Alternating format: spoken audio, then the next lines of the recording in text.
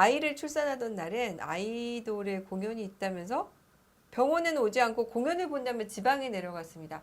이건 이혼 사유죠. 네, 이건 이혼 사유야.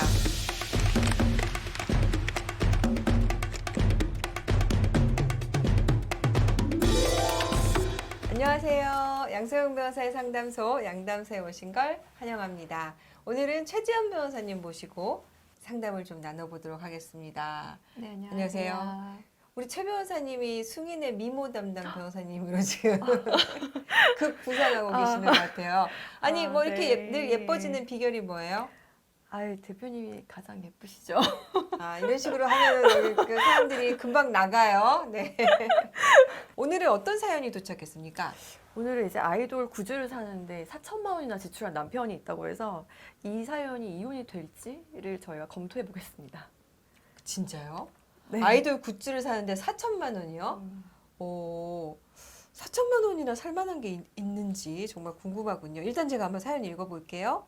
중학교 때부터 친구 사이였던 우리는 서로 취향도 비슷하고 대화도 잘 통했습니다. 특히 남편은 드라마를 좋아했고 특정 배우를 좋아했습니다. 남편이 연예인을 좋아하는 건 단순히 그의 취미였기에 연애 과정 중에 특별히 싸울 만한 일은 생기지 않았습니다. 그런데 결혼 후 남편은 갑자기 여자 아이돌에 빠지기 시작했습니다. 아이돌 사진과 포스터를 온 집안에 도배를 하지를 않나 아이돌 굿즈를 모은다면서 저 몰래 돈을 쓰기 시작하더니 무려 4천만 원의 돈을 썼습니다. 제가 임신했을 때는 하루 종일 아이돌 음악을 틀면서 태교를 해야 한다고 하더니 아이를 출산하던 날엔 남편이 좋아하는 아이돌의 공연이 있다면서 병원에는 오지 않고 공연을 본다며 지방에 내려갔습니다. 심지어 남편은 집안 경조사에는 참석하지도 않으면서 아이돌 일정을 쫓아다니느라 바빴습니다.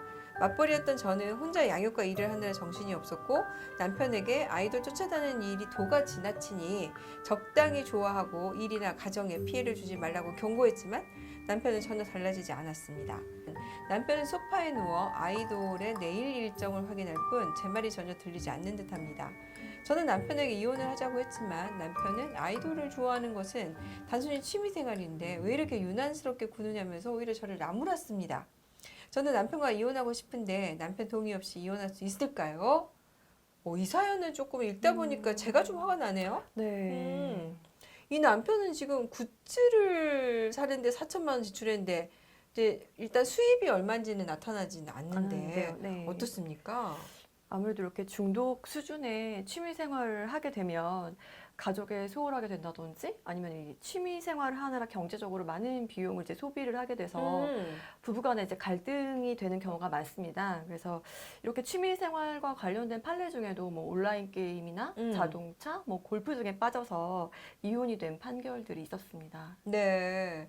아니 근데 지금 이게 보니까 그 우리 최 변호사님 말씀처럼 이렇게 중독 수준의 취미 생활을 하다 보니 가족이 소홀해요 보니까. 네. 아이가 태어나는 날도 지금 본인은 아이돌 공연을 보러 가버리고 그다음에 집안에 경조사는 참석하지 않으면서 아이돌 일정을 따라다니고 또 아이 양육은 하나도 도와주질 않고 그다음에 집에서 누워서 소파에 누워서 아이돌 일정만 확인하고 있다는 거예요.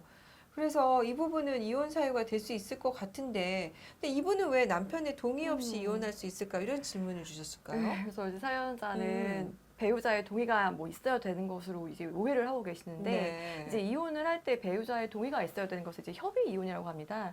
그런데 이제 재판상 이혼 같은 경우에는 당사자 이외에 상대방 배우자의 동의가 필요하지 않기 때문에 이제 재판상 이혼으로 진행을 하시면 되겠습니다. 네. 이게 남편의 과도한 취미 생활 이혼 사유가 될 수 있을까요? 우선 결론은? 이제 될 수 있습니다. 네. 네.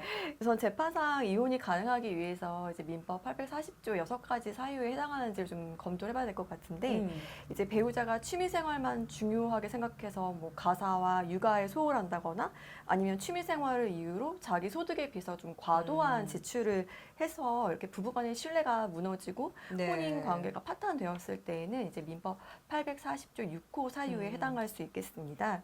그래서 남편의 취미가 이제 단순 단순한 취미 생활이 아니고 이제 과도한 취미로 인해서 혼인 관계가 파탄에 이르렀다는 것까지 잘 입증을 하셔야 될 것 같습니다. 그러려면은 어떤 것들을 좀 입증하면 좋을까요? 우선 남편이 이제 사모은 굿즈가 많기 때문에 일단 굿즈들. 네, 그 굿즈의 사진들을 좀 잘 찍어 놓으시는 게 좋을 것 같고, 또 이제 그 아이돌 때문에 이제 가사나 뭐 양육을 관련해서 이제 서로 분담 과정에서 좀 다툼이 있으셨어요. 그래서 네. 이제 부부간에 그 다툼이 있었던 대화 문자나 뭐 SNS 연락 내역이나 아니면 남편이 뭐 블로그를 한다면 그 개인 블로그 아니면 뭐 SNS 계정 같은 것들을 좀 증거로 제출을 해보실 수 있을 것 같습니다. 네. 그리고 또 남편이 이제 4천만 원이나 지출하셨는데 음. 그 통장 기록이랑 이제 신용카드 내역을 꼭 보셔야겠죠. 그래서 금융거래 정보 제출 명령 신청을 해서 이 내역들을 좀 잘 입증을 해보시면 좋을 것 같습니다. 네.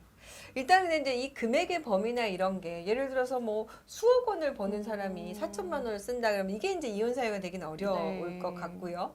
그 화폐, 우표 이런 거 수집하는 분들, 그러니까 수집이 취미이신 분들이 되게 있어요. 그래서 거기에 이제 비용을 투자하더라도 그게 사실은 무언가 나중에 가치를 창출할 수 있는 거라면 그것만 가지고는 이혼 사유로 보기는 어렵겠지만 이 경제 규모에 비교해 봤을 때 과도한 지출이고 그로 인해서 가족에게 소홀하게 된다면 이 부분은 이혼 사유가 될 수 있을 것 같습니다. 네. 네, 증거와 관련해서 어떻게 참고해서 모으면 좋을지 우리 최 변호사님이 잘 설명해 주셨으니까요. 참고하셨으면 좋겠습니다. 네, 오늘도 상담 도움 되셨다면 좋아요, 구독 부탁드릴게요. 감사합니다.